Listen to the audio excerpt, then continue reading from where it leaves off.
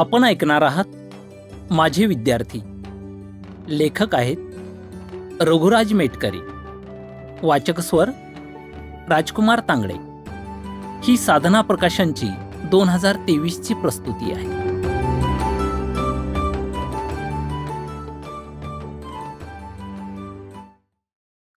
अजय संजयची गोष्ट.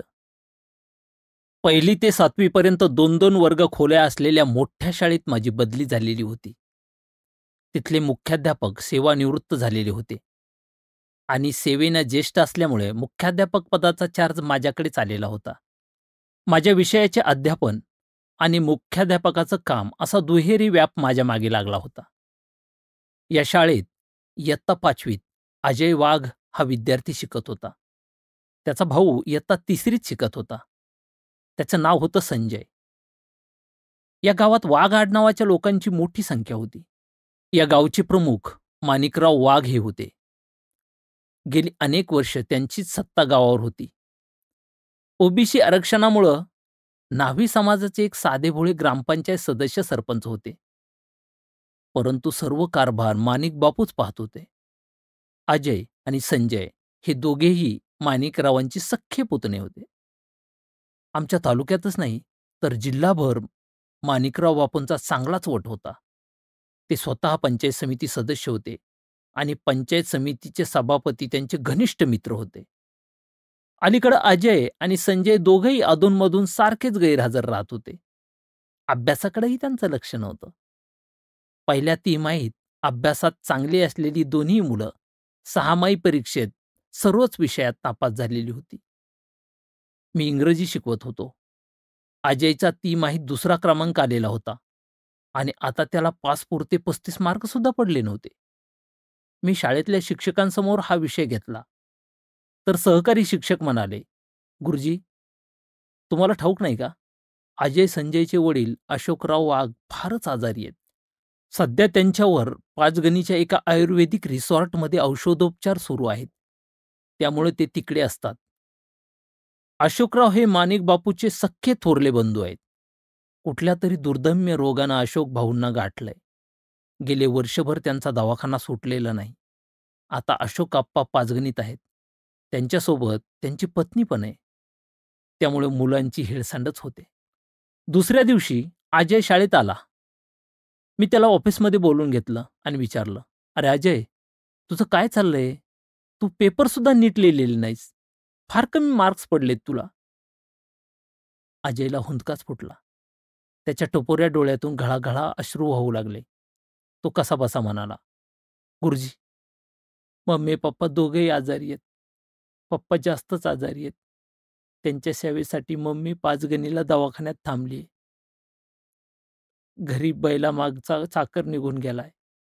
त्यामुळं गुराची सगळी व्यवस्था मला आणि संजयला बघावं लागते.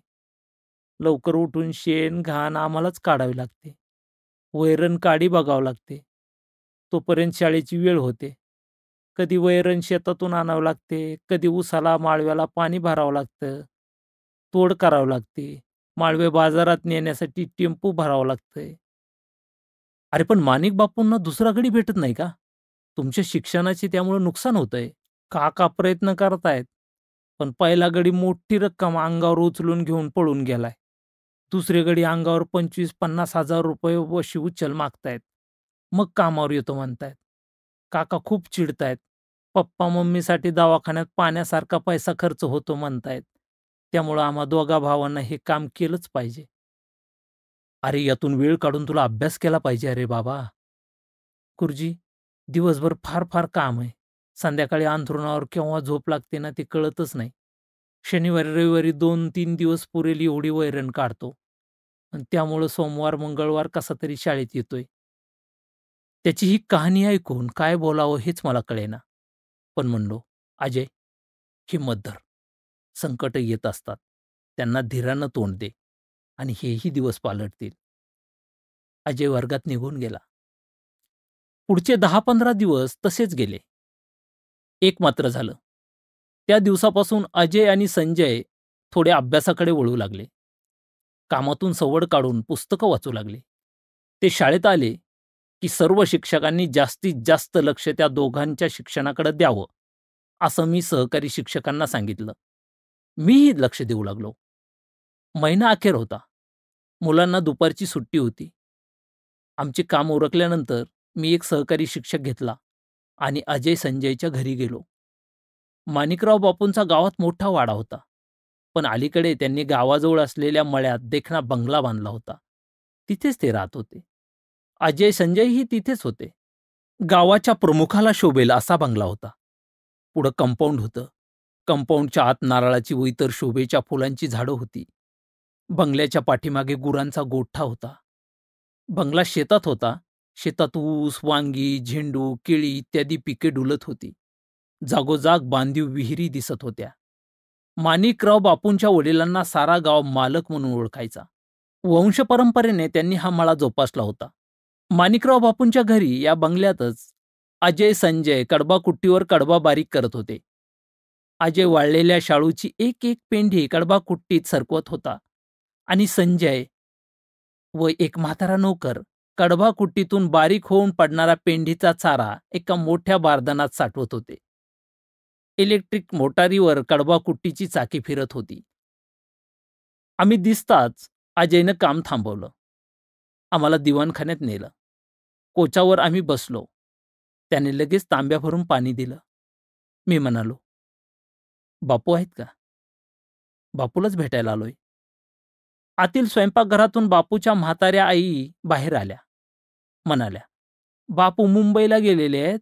पंचायत समितीतील सभापतीचं मंत्रालयात काम आहे.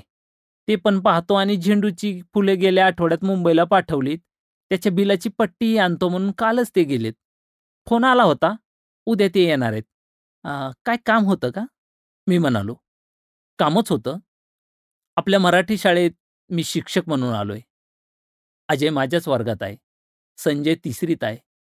पण मुलांची शाळेची फारच हेळसांड चालली आहे. बापूंनी लक्ष घातलं तर मुलं जरा शाळेत व्यवस्थित येतील. मी मुलांचा विषय काढला तर त्या माऊलीच्या डोळ्यांना पाण्याच्या धाराच लागल्या. क्षणभर त्यांनी पदरात तोंड झाकून घेतलं. नंतर स्वतःला सावरीत म्हणाल्या, अशोक फार आजारी आहे. तो बाहेरगावी आहे. इथं गोराढोराचा मोठा व्याप आहे. शेतातली कामं चालू असतात. त्याला मजूर येतात. पण गुरांच्या मागचा गडी पळून गेलाय. त्यामुळं पोरांना ही कामं करावी लागतात. बापू गडी हुडकतोय, पण गडी भेटना. मी म्हणालो, आई, तुम्ही लक्ष घाला. मुलं हुशार आहेत. त्यांच्या अभ्यासाकडे दुर्लक्ष होतंय. त्यामुळं त्यांचे न भरून येणारे नुकसान होईल. इतका वेळ पडद्याआडून आमचा संवाद ऐकणाऱ्या माणिक बापूंच्या पत्नी पुढे आल्या आणि म्हणाल्या, गुरुजी, मुलांचं नुकसान होतं हे आम्हालाही समजतंय. पण काय करायचं? मुकी जनावरं पण उपाशी मारता येत नाहीत आणि काही केल्या गडी भेटना. बापूंना फार वाईट वाटतंय. पण काही इलाज नाही. चहा घेऊन आम्ही बाहेर पडणार होतो, तर बापूच्या आई म्हणाल्या, गुरुजी, मुलांच्यासाठी तुम्ही इथपर्यंत आलासा. फार बरं वाटलं. मी लक्ष देईन. पोरासने अभ्यास करायला लावीन.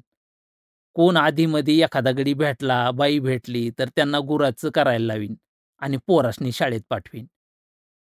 मी येताना माझ्या सहकारी शिक्षकाला म्हणालो, बापूंची मुले काही दिसली नाहीत. गुरुजी म्हणाले, बापूंची मुलं लहान आहेत.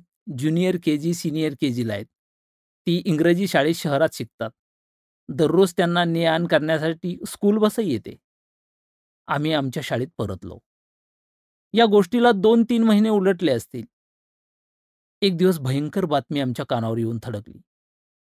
माणिकराव बापूंचे थोरले बंधू अशोकराव आप्पा यांचा मृत्यू झालेला होता. त्यांना एड्स हा महाभयंकर रोग झालेला होता.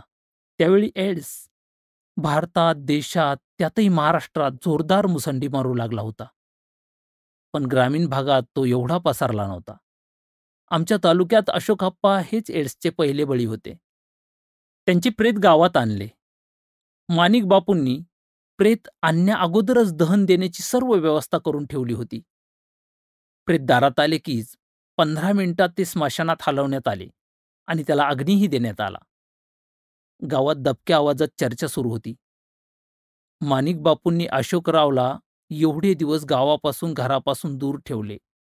आपल्या भावाला एड्स झालाय हे त्यांना कमीपणा व अपमानाचं वाटत होतं. औषध पाण्याचं निमित्त करून माणिक बापूंनी त्यांना पाचगणीत ठेवलं असं सांगतात. पण पाचगणीत ठेवले का आणखी कुठे ठेवले कोण जाणे. अशोकप्पा खूप चांगल्या स्वभावाचे होते वगैरे, वगैरे 4-5 दिवस चर्चा चालत राहिल्या. आम्ही सर्व शिक्षक स्टाफ बापूंच्या घरी जाऊन त्यांना भेटून त्यांचे सांत्वन करून आलो. अशोकप्पांचा तेरवा झाला. त्यानंतर अवघ्या 4-5 दिवसांनी एक भयानक बातमी गावाचं काळीज कात्रीत गेली. अशोकप्पाच्या पत्नीनं म्हणजे अजय संजयच्या आईनं पहाटे उठून विहिरीत उडी घेतली. सकाळी 8 वाजता माणिक बापूची आई अजय संजयच्या आईच्या खोलीत गेली, तर तिथं कोणीच नव्हतं. मग ती कुठे गेली हा शोध सुरू झाला. विहिरीच्या कठड्याजवळ तिच्या चपला आढळल्या. यावरून तिनं विहिरीत उडी टाकली असावी असा तर्क सुरू झाला. माणिक बापू डोक्याला हात लावून बसले. त्यांचे सभापती मित्र धावून आले. त्यांनी पोलिसांना फोन लावला. पोलीस आले. प्रेत पाण्यात बुडालेलं होतं. गळ टाकून प्रेत वरती काढलं. पंचनामा झाला. पोस्टमार्टम झाले. त्या माऊलीलाही अग्नी देण्यात आला. पुन्हा गावात दबक्या आवाजात चर्चा सुरू झाल्या. कोणी म्हणे अजयच्या आईलाही एड्स झाला म्हणून घरातील माणसे वाईट वागणूक देत होती. तिची जेवणाची पाणी पिण्याची भांडी वेगळी ठेवली होती. जनावराच्या ताटामध्ये तुकडा फेकावा तशी तिला भाकरी फेकल्या जात होती. भाजी वरून ताटात ओतली जात होती. बापूंनी घरातील तिच्या मुलांना सुद्धा तिच्या जवळ जायला बंदी घातली होती. कोणी म्हणाले बापूंनीच रात्री तिचं नरडं दाबून तिला उचलून विहिरीत टाकलं असेल आणि आत्महत्येचा बनाव केलेला असेल. कोणी म्हणाले आपण जगणार नाही हे ठाऊक झाल्यानंच तिनं आत्महत्या केली. एक म्हातारी म्हणाली अजय संजयच्या आईच्या आई वडील अशोकप्पाच्या कार्यानंतर तिला माहेरी घेऊन चालले होते. पण बापू म्हणले ते आजारी आहेत, त्यांना इथंच औषध पाणी करू. तुमच्या गावात तिथं औषध वेळच्या वेळी मिळायची नाहीत. लोक बारा तोंडांनी बोलत राहिले. पुजारी अण्णा नावाचे सेवानिवृत्त शिक्षक गावात राहत होते. शाळेचा आणि त्यांचा खूप जिव्हाळ्याचा संबंध होता. एक दिवस त्यांचा निरोप आला की मधल्या सुट्टीत आमच्या घरी येऊन जा. मी पुजारी अण्णाच्या घरी गेलो तर तिथं माणिक बापूच्या आई बसलेल्या होत्या. त्या म्हणाल्या गुरुजी तुम्ही आलात बरं झालं. मी तुम्हाला हात जोडते. माझं एक काम करा. मी म्हटलं आई तुम्ही हात वगैरे जोडायची भाषा करू नका. तुम्ही मला माझ्या आईसारख्या आहात. तुम्ही तुमचं काम सांगा. ते काम करायची जबाबदारी माझी राहील. आपण फक्त काम सांगा. ती माऊली थोडा वेळ थांबली. बोलू का नको, बोलू का नको असा विचार करू लागली आणि नंतर निर्धारानं बोलली. म्हणली माझे 2 नातू तुमच्या शाळेत आहेत. अजय संजय. त्यांना या गावातून हाकलून द्यायचा दुष्ट विचार माझ्या कानावर आलाय. तुम्ही काय पण करा, पण माझी नातवंड माझ्याजवळ राहू द्या. मी काहीही काम करीन. माझ्या गावातल्या पडक्या वाड्यात राहीन, नाहीतर एखादं छप्पर करून त्यात राहीन. पण माझ्या नातवासनी माझ्याजवळ ठेवून वाढवीन. जर त्यांना माझ्यापासून दूर ठेवलं, तर त्यांचं बी खून होतील आणि कशाखाली तरी गावून पोरं मेली असं गाव म्हणल. मी म्हटलं, कशासाठी असं होईल आई? गुरुजी, त्यांच्या बापाची इस्टेट. पण याच्या पाठीमागं कोण आहे?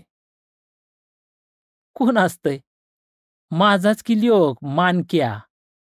काय बोलावं हेच मला सुचना. पण माणिक बापूच्या म्हाताऱ्या आईला तिच्या नातवांना वाचवण्यासाठी फक्त गुरुजीच जवळचा वाटत होता. याचं मला विशेष वाटलं. मी म्हटलं, आई, तुमच्या नातवांना इथे ठेवायला मला जेवढा प्रयत्न करता येईल तेवढा मी करेल.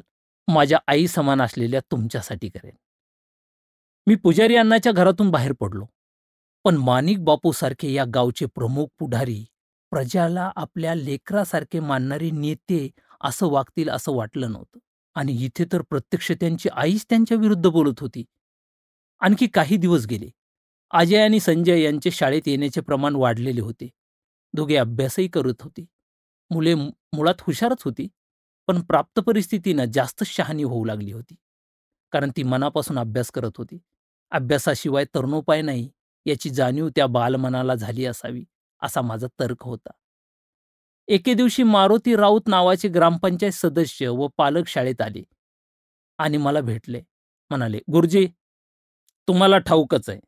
अशोकप्पा वाघ आणि त्यांच्या पत्नी एड्स या महाभयंकर रोगानं गेल्या. त्यांची मुलं अजय आणि संजय या शाळेत आहेत. त्या पोरामुळं आमच्या पोरांना एड्स होणार नाही कशावरून? त्यांचा चुलता गावचा पुढारी आहे. त्याला सांगा, म्हणावं गावच्या मुलांना येडस होण्याऐवजी या मुलांची कुठेतरी व्यवस्था करा. आपल्या शाळेत ती पोरं नकोयत. मी समजावू लागलो. अहो, आई-वडिलांना एड्स झाला म्हणून मुलांना तो होईल असं नसतं. आणि एड्स झालेल्या लोकात मिसळलं, त्यांचं उष्ट अन्न खाल्लं किंवा त्यांचे कपडे घातले तरी एड्स होत नाही. फक्त एड्स झालेल्या रोग्याचे रक्त आपल्या रक्तात मिसळले तरच हा रोग होतो. हे असलं काही सांगू नका. त्या पोरांना शाळेतून हाकला. बाकी आम्हाला काही ठाऊक नाही. असं सांगून मारुती राऊत निघून गेले. त्या दिवसापासून अजय संजयला शाळेतून काढून टाका असं सांगणाऱ्या पालकांची जणू अहमहिकाच लागली. आणि मला माणिक बापूंच्या आईची आठवण झाली. त्या मुलांना शाळेतून काढता येणार नाही, अशी ठाम भूमिका मी घेतली आणि शाळेबद्दल चांगले मत असलेल्या ज्ञानबा अण्णा वाघ, भीमराव आबा, दामू काका, शंकर तात्या, सुभाष आप्पा दुकानदार या मंडळींना भेटून त्यांना वरील प्रकार सांगितला. अजय संजय या मुलावर कसा अन्याय होतोय हेही सांगितलं. मग ही मंडळी माझ्या बाजूनं ठाम उभी राहिली. वरील लोक मुलांच्या बाजूनं बोलत राहिले. लवकरच 26 जानेवारी हा प्रजासत्ताक दिन आला. प्रथेप्रमाणे शाळेत ध्वजवंदन करून आम्ही मुलांची प्रभात फेरी काढली आणि ग्रामपंचायत पुढे जाऊन ध्वजवंदन केलं. त्यानंतर तेथे ग्रामसभा सुरू झाली. सभेसाठी माणिक बापूंसह सर्व गाववाले, सर्व ग्रामपंचायत सदस्य मंडळी जमली होती. आजी माजी सदस्य होते. दामू काका, भीमराव आबा, ज्ञानबा अण्णा, सुभाष आप्पा सगळीच मंडळी होती. मारुती राऊत ग्रामसभेत उभे राहिले आणि म्हणाले, मला सांगायला वाईट वाटतंय, पण खरं आहे ते बोललंच पाहिजे. माणिक बापूचे थोरले बंधू अशोक आप्पा वारले. बिचारे स्वर्गी गेले. त्यांच्या मंडळीही वारल्या. हे सर्व गावाला ठाऊकच आहे. त्यांची 2 मुलं शाळेत आहेत. आमचीच नव्हे, तर सर्व गावची मुलं शाळेत आहेत. अशोक आप्पांना एड्स झालेला होता. त्यांच्या मुलांना हा रोग नसेल कशावरून? आमच्या मुलाच्या समवेत या मुलांना ठेवता येणार नाही. ज्या रोगावर कसलंच औषध नाही असा रोग जर आहे, तर त्या मुलांच्या संगतीत राहून जर आमच्या मुलांना हा रोग झाला, तर त्याला जबाबदार कोण? एकतर त्या मुलांना शाळेतून काढून टाका, नाहीतर आमची मुलं शेजारच्या गावच्या शाळेत घालतो. आपल्या शाळेचे प्रभारी मुख्याध्यापक अशोक आप्पाच्या मुलांना पाठीशी घालत आहेत. मारुतीरावनं असं भाषणच ठोकलं. तसे 10-15 पालक उभे राहून माझ्याकडे हातवारे करीत मोठमोठ्यानं बडबडू लागले. गोविंद पानसेने सर्वांना शांत केलं आणि तो म्हणाला, अशोक आप्पाच्या पोरांना जर गुरुजी पाठीशी घालत असतील आणि मारुती राऊत भाऊ सारख्या ग्रामपंचायत सदस्यांचं जर ऐकत नसतील, तर मग शाळेला कुलूप ठोकूया. तसे सुभाष आप्पा उभे राहिले आणि म्हणले, कुलपे ठोकणार? शाळा तुमच्या घरातली असल्यासारखं बोलताय. 2 राजकीय पार्ट्यांची भांडणं सुरू होणार असं मला वाटलं. ग्रामसेवकांनी सर्वांना शांत केलं. ग्रामसेवक म्हणाले, गुरुजी तुमचे याबद्दल काय म्हणणं आहे? मी म्हणालो, मारुती भाऊ राऊत म्हणतायत तसा मुलांना एड्स असेलच, तर त्यांच्या काळजीसाठी काय करायचं हे आपण नंतर पाहू. पण मुलांना एड्स आहे हे भाऊ कशावरून सांगतात? आणि एड्सची माझ्यापेक्षा चांगली माहिती आपल्या गावच्या नर्स मॅडम आणि आरोग्यसेवक देतील. गाववाल्यांनी नर्स मॅडमना त्याबद्दल विचारलं. नर्स मॅडमनी एड्सबद्दलची इत्थंभूत माहिती सांगितली. अजय आणि संजयचे रक्त तपासावे. त्यात टेस्ट पॉझिटिव्ह आली तर दोघेही बाधित आहेत आणि टेस्ट निगेटिव्ह आली तर दोन्हीही मुलं निरोगी आहेत असं समजावं, नर्स म्हणाल्या. माणिक बापू इतका वेळ शांत बसून ही ग्रामसभा जणू अनुभवतच होते. ते काहीच बोलले नाहीत. भीमराव आबा शेवटी उभे राहून म्हणाले, गुरुजी तुम्ही स्वतः या मुलाच्या रक्ताचा रिपोर्ट डॉक्टरकडून आणावा. ही ग्रामसभा हे काम तुमच्यावर सोपवते. मी होय म्हणालो. मी 2 दिवसांनी अजय संजयला लवकर शाळेत बोलावलं आणि त्यांना घेऊन एसटीनं सरळ जिल्ह्याचे सिव्हिल हॉस्पिटल गाठले. तिथे नंबरने केस पेपर काढून दोघांचेही रक्त चाचणीसाठी दिले. दोनही मुले फार घाबरली होती. मी त्यांना धीर देत होतो. मुलांकडून समजलं, जसे अशोक आप्पा आणि मुलांची आई औषधोपचारासाठी पाचगणीला गेली, तसा बापूंनी स्वतःच गुरामागचा गडी हाकलून दिला होता. अलीकडे बापूच्या आईनं गावातील विठू नाना नावाच्या एका गरीब माणसास मिनत्या करून गुरासाठी ठेवून घेतलं. तेव्हा या पोरांची थोडीशी सुटका झाली होती. तरीही शेतीची अन्य कामं बापू त्यांच्याकडून करून घेतच होते. आता तर त्यांना घरातून हाकलून द्यायचाच विचार होता. सुदैवानं दोघांचेही एड्स रिपोर्ट निगेटिव्ह आले. मला खूप आनंद झाला. पोरं तर हरकून गेली. त्यांचे तेजस्वी चेहरे फुलासारखे उमलले. मी रिपोर्टच्या अनेक झेरॉक्स प्रती काढून ग्रामसेवक, नर्स, राऊत भाऊ, सुभाष आप्पा वगैरेंना दिल्या. अजय संजय आता वेळेत शाळेत येत होते. एक दिवस काहीतरी काम काढून त्यांची आजी पुजारी गुरुजीच्या घरी आली आणि मला निरोप पाठवला. मी पुजारी गुरुजींच्या घरी गेलो. आई म्हणाल्या, "गुरुजी, बाबा देवासारखा तू भेटलास. नाहीतर बापू पोरांना हाकलूनच देत होता. आता या पोरांच्यासाठी मी जगणार आहे." ग्रामसभेत बोलत होती ती सगळी बापूंचीच माणसं होती. शाळेचे रुटीन व्यवस्थित सुरू होते. मुख्याध्यापक पद भरले गेलेलेच नव्हते. आम्ही आमचे काम चोख करत होतो. मे महिना उजाडला. जून आला. शाळा सुरू झाली आणि चौथ्या दिवशी माझ्या बदलीची ऑर्डर माझ्या हाती आली. बदली भरपूर दूर गैरसोयीच्या ठिकाणी झालेली होती.